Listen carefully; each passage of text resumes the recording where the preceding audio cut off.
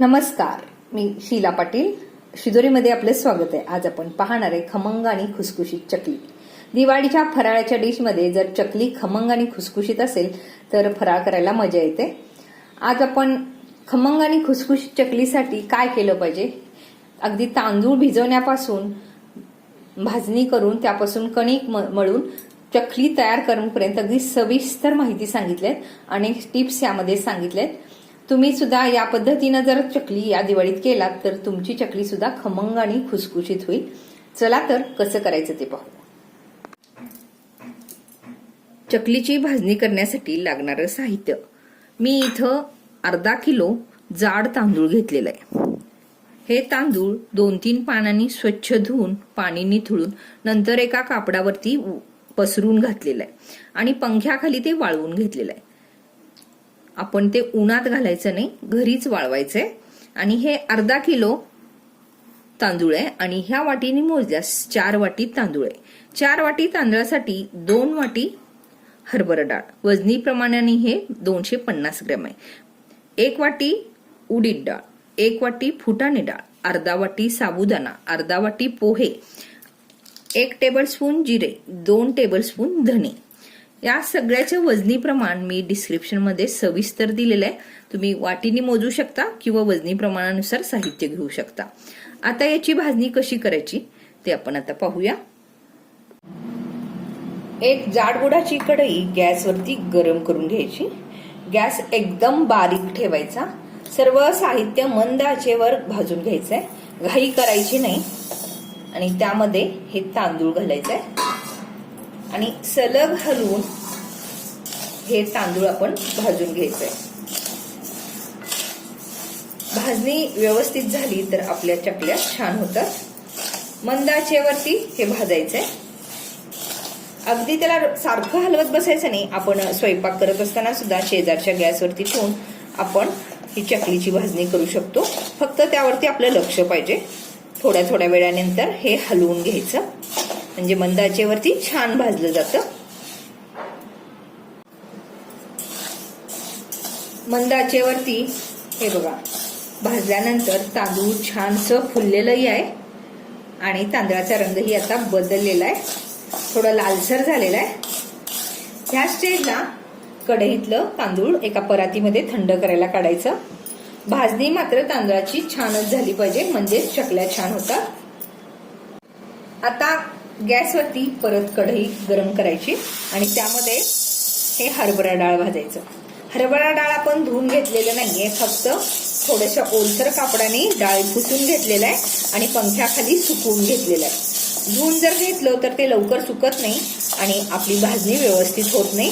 त्यामुळं डाळी धुवायचे नाही, फक्त आपण तांदूळ तेवढंच धुवून घेतलेलं आहे. मंद आचेवरती हे तांबूस होईपर्यंत आपण भाजायचंय. हरभरा डाळाचं छानसं भाजलं गेलंय. हे बघा त्याचा कलर ही लालसर झालेला आहे. करपू मात्र अजिबात द्यायचं नाही. आता हे कढईतलं काढून त्याच तांदळावरती घालून घ्यायचं. आता कढईमध्ये उडीद डाळ भाजून घ्यायचं.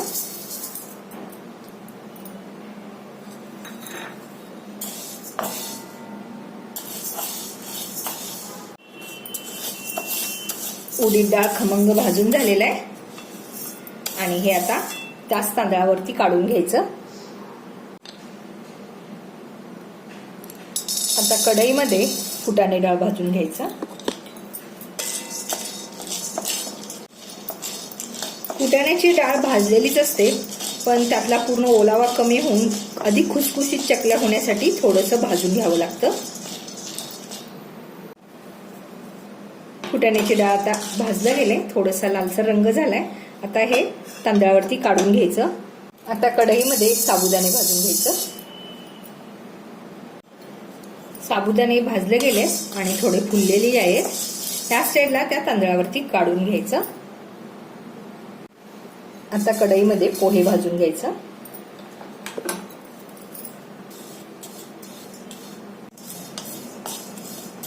पोहे छान भाजले गेलेत.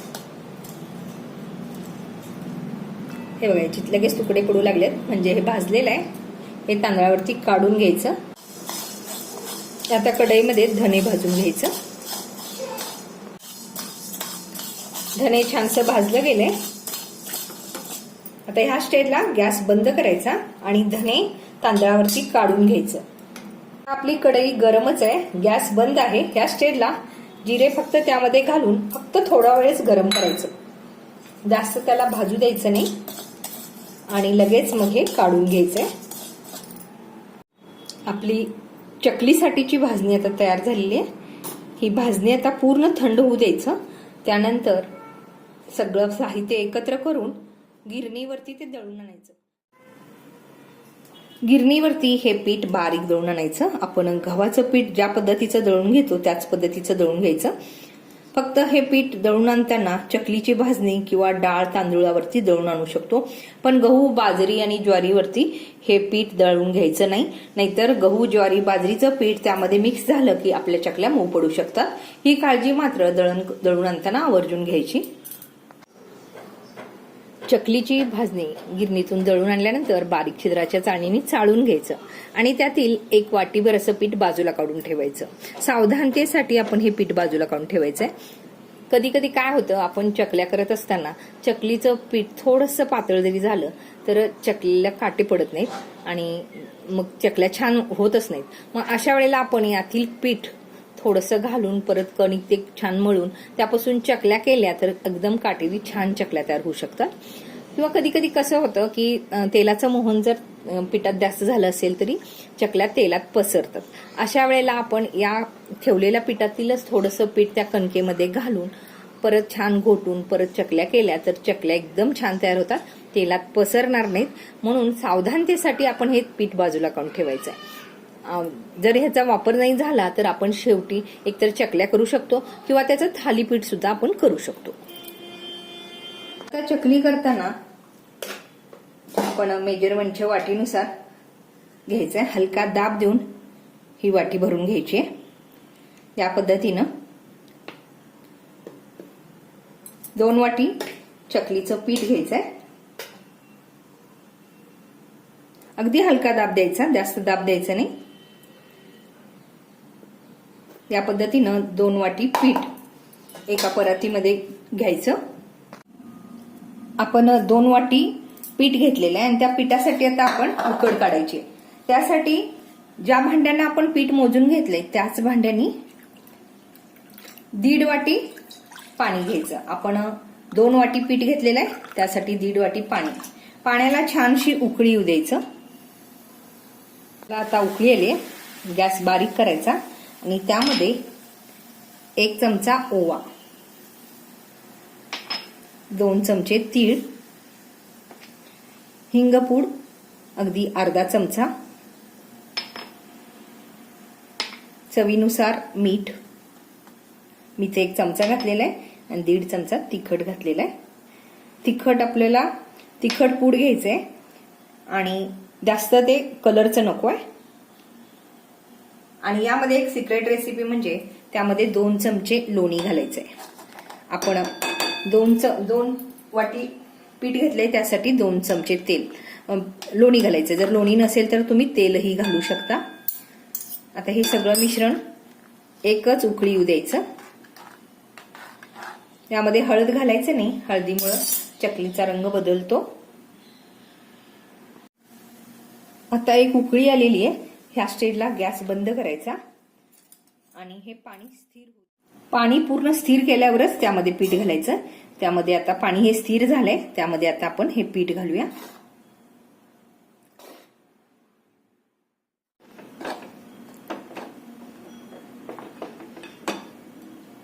पूर्ण छान एकत्र होऊ द्यायचं.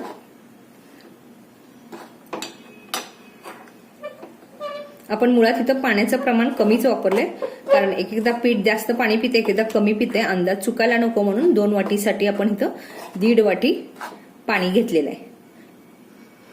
हे सगळं मिश्रण असं छान एकत्र करायचं.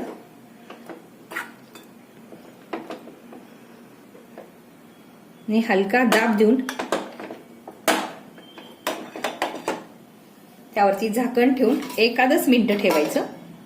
नंतर हे काढायचं. जास्त वेळ ठेवायचं नाही याला आणि हे लगेच मळायला घ्यायचं. कणिक थोडंसं जास्त गरम वाटत असेल तर पेल्याने असं घोटायचं म्हणजे छान घोटलं जाईल, चटकाही बसणार नाही.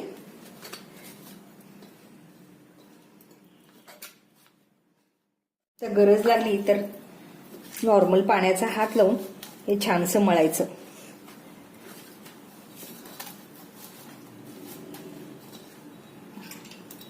खूप पातळ नाही आणि खूप घट्ट नाही, फक्त भाकरीच्या कणकेपेक्षा थोडंसं घट्ट मळायचं. आपलं कणिक मळून तयार झालंय. आता सोऱ्यात बसण्या इतकं कणिक काढून घ्यायचं. परत पाण्याचा हात लावून मळून घ्यायचं. याची मळणी छान झाली पाहिजे.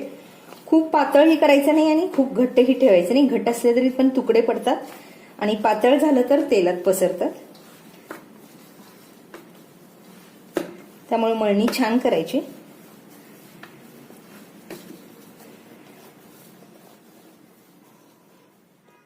या पद्धतीचं सोऱ्याला आतून तेल लावलेलं आहे आणि हे मळून घेतलेलं त्यामध्ये घालायचं. दाब देऊन भरायचं म्हणजे हवा राहत नाही.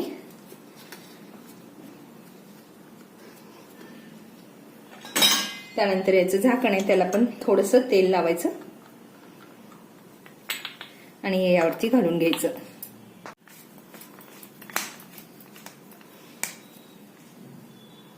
चकल्या करण्यासाठी एका मोठ्या ताटलीवरती प्लास्टिक अंथरून घ्यायचं म्हणजे उचलायला सोपं जातं. आणि त्यानंतर आपण ह्या सोऱ्यामधून करायचंय.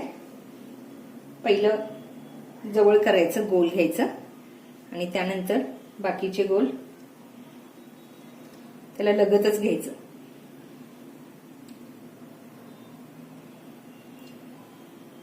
त्याची उकड जर व्यवस्थित झाली तर आपल्या चकल्या खूप छान होतात. आपल्याला जितकं मोठं आकाराचं हवं तितक्या त्यानुसार घ्यायचं. शेवटचं टोक त्याला चिकटवायचं, पहिलंही चिकटवायचं. या पद्धतीनं आपण चकल्या बाकीच्याही करून घ्यायच्या. दुसरी पण चकली करायची.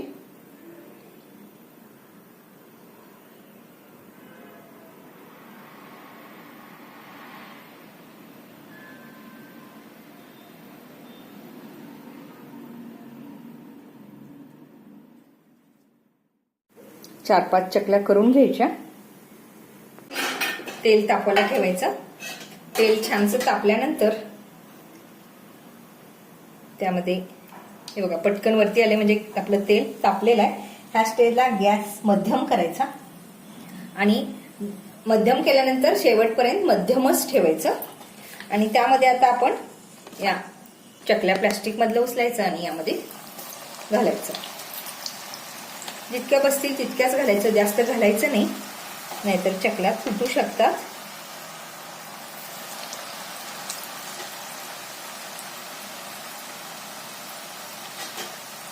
आता अजिबात लवकर हात लावायचा नाही. त्या चकल्या थोड्याशा कडक होईपर्यंत असंच तळू द्यायचं.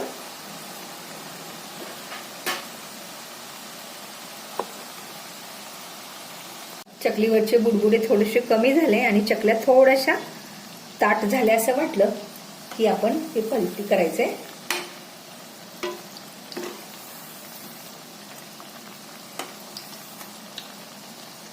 आणि आलटून पालटून फिरवून हे तळून घ्यायचंय.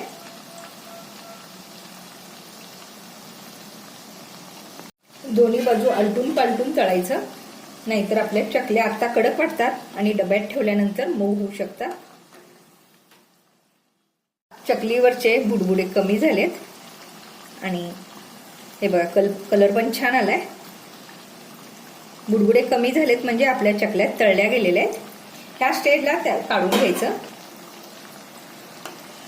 आणि काढल्यानंतर पण त्याची प्रक्रिया सुरूच असते, त्यामुळे त्याचा रंग आणखीन थोड्या वेळाने डार्क येतो. एका जाळीवरती तेल गळायला काढून घ्यायचं. तेल पूर्ण गळल्यानंतर एका टिश्यू पेपरवरती काढायचं आणि नंतर टिश्यू पेपरवरून एका कापडावरती हे थंड करायला पसरून ठेवून द्यायचं. हे बघा किती मस्त चकल्या झाल्यात. आपल्या चकल्या तळून तयार आहेत. तेवढ्या पिठामध्ये 22 चकल्या तयार झाल्यात. एकदम खमंग आणि खुसखुशीत. हे बघा एकदम काटेरी, चवीला पण खूप छान झालेले आहेत. चकल्या करताना अगदी एका वेळी खूप पीठ घेऊन मळायचं नाही, 2-2 पेल्याचंच मळायचं, म्हणजे आपलं प्रमाणही चुकत नाही आणि चकल्याही खमंग खुसखुशीत होतात. तुम्हाला ही चकली मोडून दाखवते. हे बघा, एकदम छान, एकदम खुसखुशीत आणि हाताला तेल अजिबात लागलेलं नाही. तुम्ही या पद्धतीने या दिवाळीत करून पहा आणि त्याच्या प्रतिक्रिया द्यायला विसरू नका. रेसिपी आवडल्यास लाईक, शेअर, कमेंट करा आणि अजून तुम्ही शिदोरी या चॅनेलला सबस्क्राईब केला नसाल तर प्लीज सबस्क्राईब करा. दिवाळीच्या सर्वांना हार्दिक शुभेच्छा. धन्यवाद.